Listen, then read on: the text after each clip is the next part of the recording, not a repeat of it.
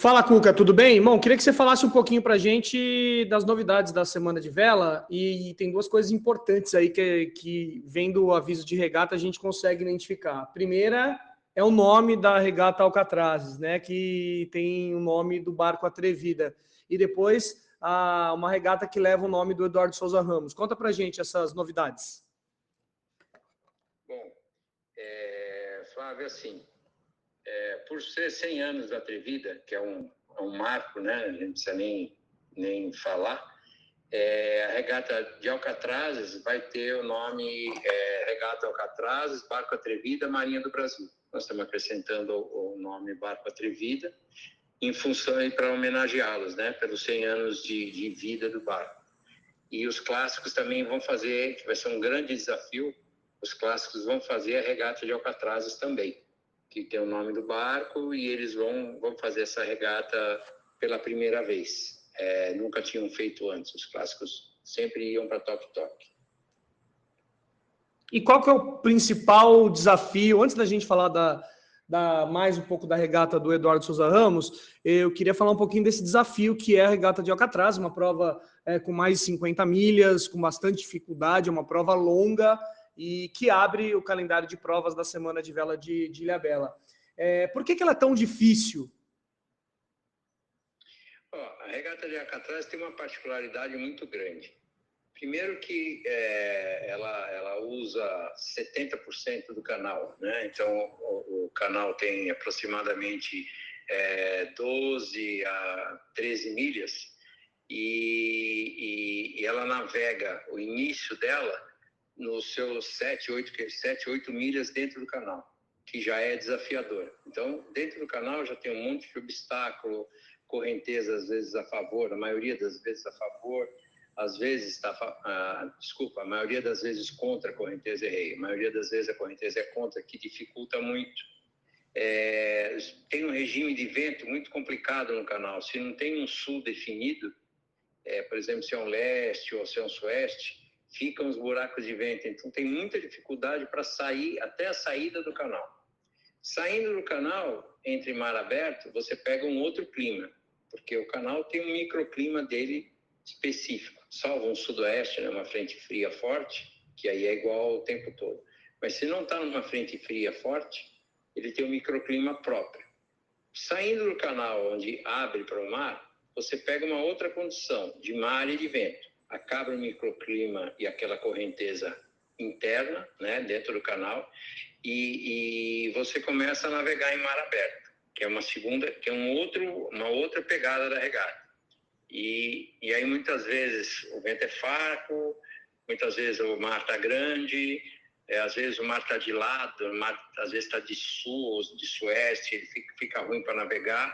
Então é assim, cada regata de Alcatrazes é uma novidade. Nunca, eu acho que eu me lembre, nunca teve uma regata de Alcatraz igual a outra. Sempre assim, larga com o sudeste fraco, diminui, entra o sudoeste no meio da regata, larga com leste fraco que vira sueste, depois vira sul. Enfim, cada milha é uma surpresa.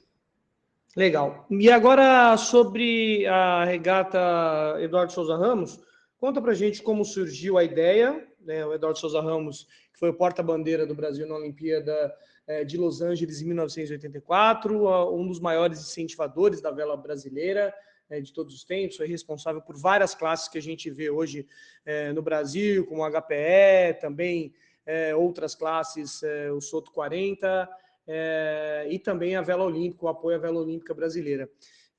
Acho que a homenagem ao Eduardo Souza Ramos e a gente fazendo essa homenagem em vida, ele como um grande velejador, acho que vai gostar muito disso, né, Cuca? O que eu costumo dizer assim, eu acho super legal a gente fazer homenagem em vida, né, como você acabou de falar.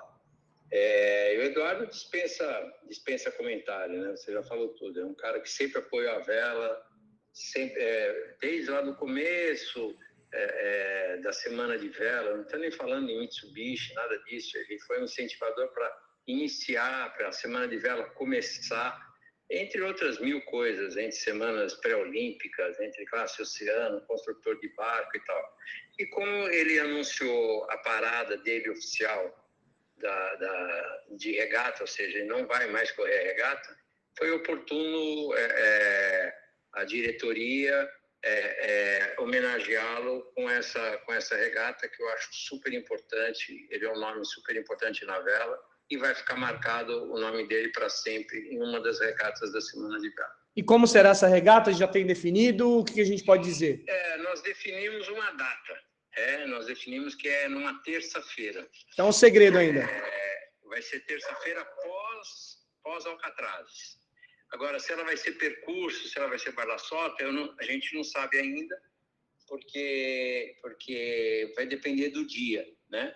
Mas ela vai ser corrida na terça-feira. Caso não tenha vento, passa para quarta-feira, e ela vai ter uma premiação específica no próprio dia que termina a regata, no dia que ela termina, no dia que a regata é corrida. Se for na terça-feira, premiação é terça-feira. Se for quarta-feira, premiação é quarta-feira, e assim por diante.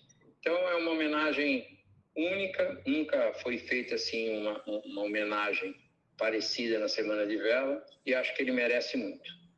Legal, Semana de Vela de Ilhabela de 23 a 30 de julho de 2023, a 50ª edição. Além das novidades, da regata de Alcatraz, que leva o nome do barco Atrevida, da regata Eduardo Souza Ramos, além do aviso de regata, temos algumas informações importantes aqui, né? Uma classe nova, a gente vê a entrada da VPRS.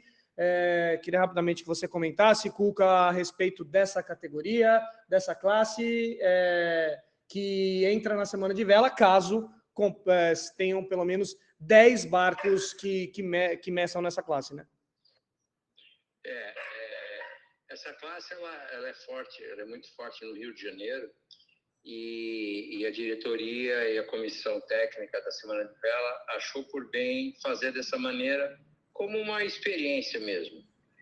Então, qual foi a ideia? A ideia é que, para formar a flotilha, a condição, né, para formar a flotilha, tenham 10 barcos inscritos, e que esses 10 barcos tenham certificado ORC também.